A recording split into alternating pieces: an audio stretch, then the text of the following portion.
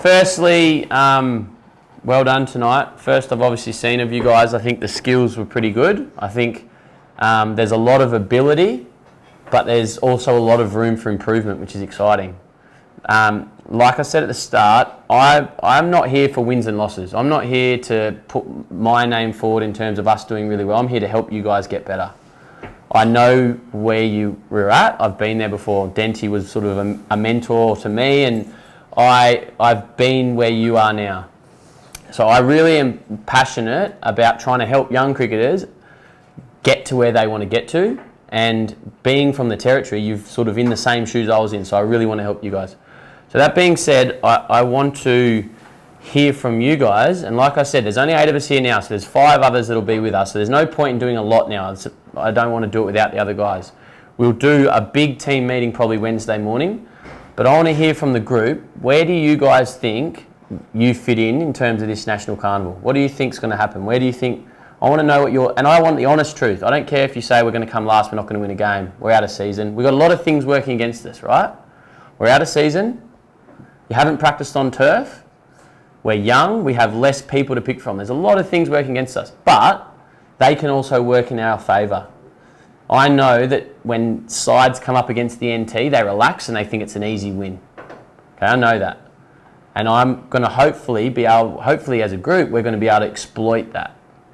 But I want to know what you guys are thinking. What do you think? Oh, we're just making up numbers? Do you think you're good enough to be at this carnival? I want to know where we sit. And I want the honest truth because there's no wrong answer here.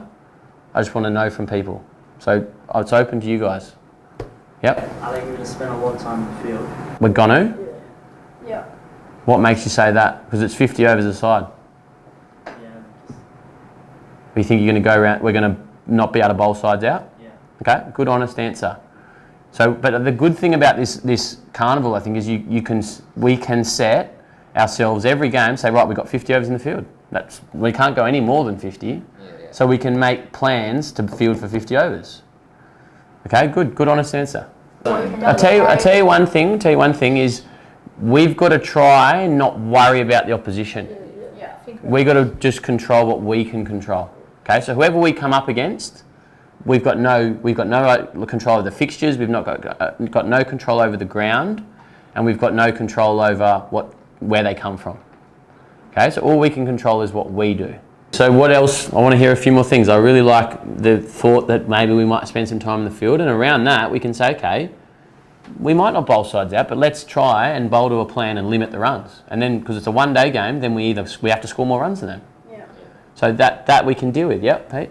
I feel like the best thing we can get out of this tournament is to go over there and earn some respect from other states. Yeah. Push them, get some wickets, score some runs. Yeah, definitely. We're there for. Definitely. And that, I think, will be done on and off the field, but also the moments in between the contest.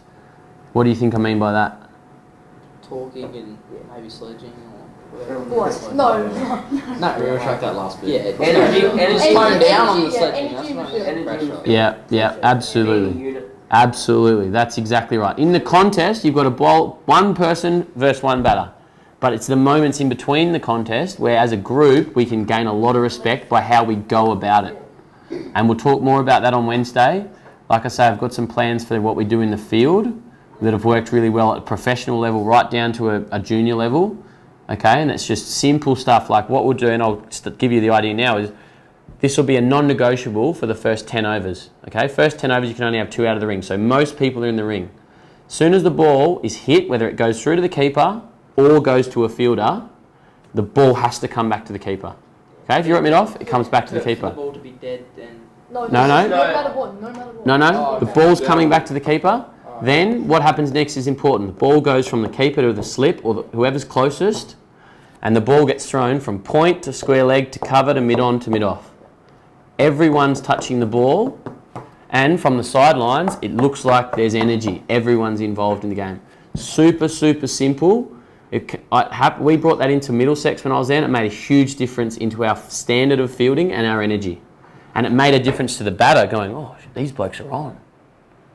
Okay, so I'll be explaining that in more detail to the whole group on Wednesday morning, but that's going to be a simple non-negotiable that we do.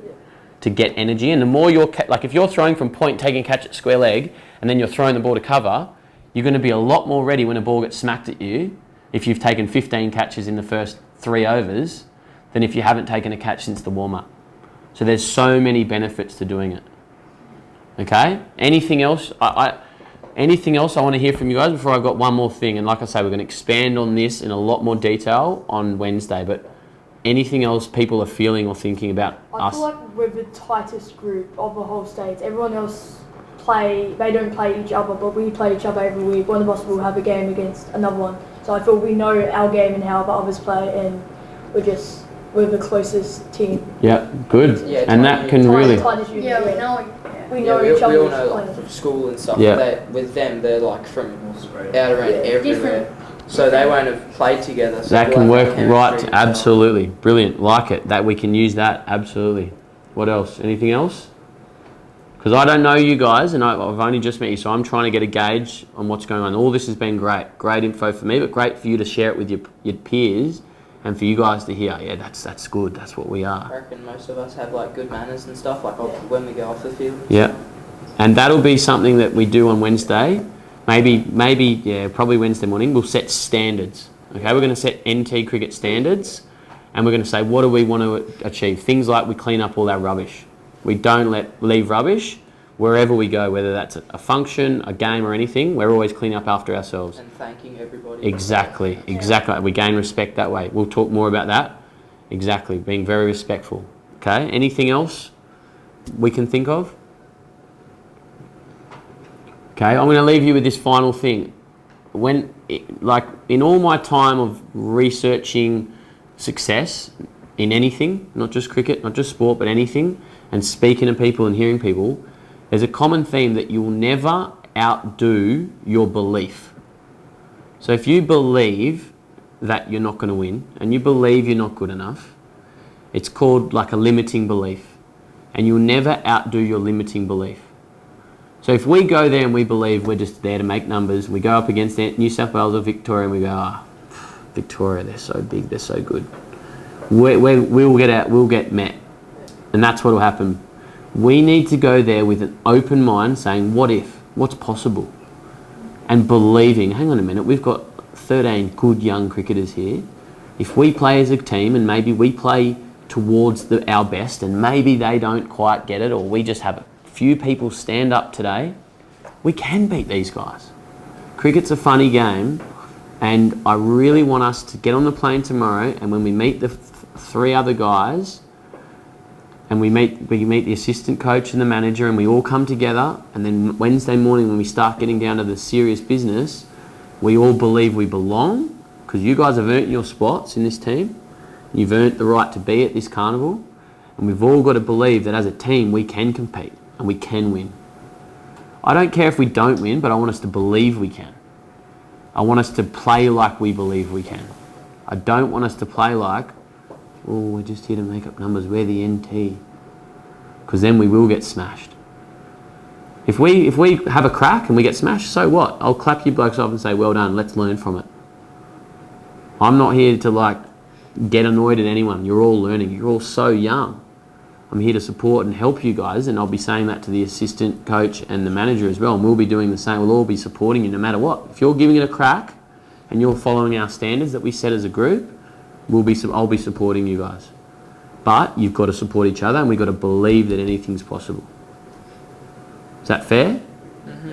Any questions or thoughts about that? So I wanted to say that tonight so that we can get to the airport tomorrow and we can start believing we can do it and we can win, and we're there for business. We're there to compete and to show these other sides how good we are. And we support each other. What we say to each other and our self-talk and our talk amongst the group has to be positive. And we have to monitor it. If we start hearing someone saying, oh, New South Wales, we say, hey, come on, no, none of that. And we have positive self-talk. We have positive reinforcement all the time. Okay, as a group and as an individual. Any questions? One thing I want you all to do is bring a booklet, some sort of writing material. It can be a pad, a notebook, whatever. I want a book and a pen, and we're going to be writing out stuff after every game. I'm going to be asking you all, I want 3 things you did well, 3 things you could have done better, and 3 things you learnt from the game. Okay, and then the next day, at some point, I'll be asking you what you wrote out from the day before, because that's how we learn, by having an experience, reflecting on it, and then we can make a plan and work out how we can get better, rather than just having the experience, moving on and not even having any reflection. We're not going to have long team meetings or anything like that. We might at some point sit down and talk about the game and say, what did we do well? What did we learn? Oh yeah, if we set that field, it makes it hard to score. Because you guys are still raw, you've still got a lot to learn. But I want you guys to be learning through reflection.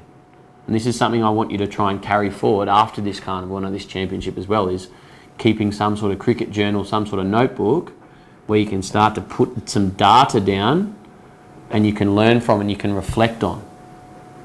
Because it's all well and good to do something one day, get 5 or 100, play at your best. 3 weeks later, you're out of form. You're like, what did I do that day? And you've got no idea. If you had a notebook saying, oh, I did this in the morning and I played like this, I scored my runs here and I was focusing on my breathing and I was relaxed, you can open up your book and go, oh, that's what I did. So not only does it ingrain what you've learnt then and there, but you can go back and learn from it again. Okay? Any questions? So bring a notebook and a pen. If you forget it, you can probably buy one at the airport, but I don't care what it is, but I want you guys reflecting after each game. Okay, so what are the big things out of this talk right now? Lots of Believe in energy. ourselves. Believe in ourselves. Lots of energy. Yep. Have confidence. Yep. Notepad and pen. Yep. Be well mannered. Yep. Believe we can do it. Yeah. Absolutely. Say you can. Absolutely. And that comes from within you, saying, I can compete. I can compete. We can compete. And if that's your attitude, you will.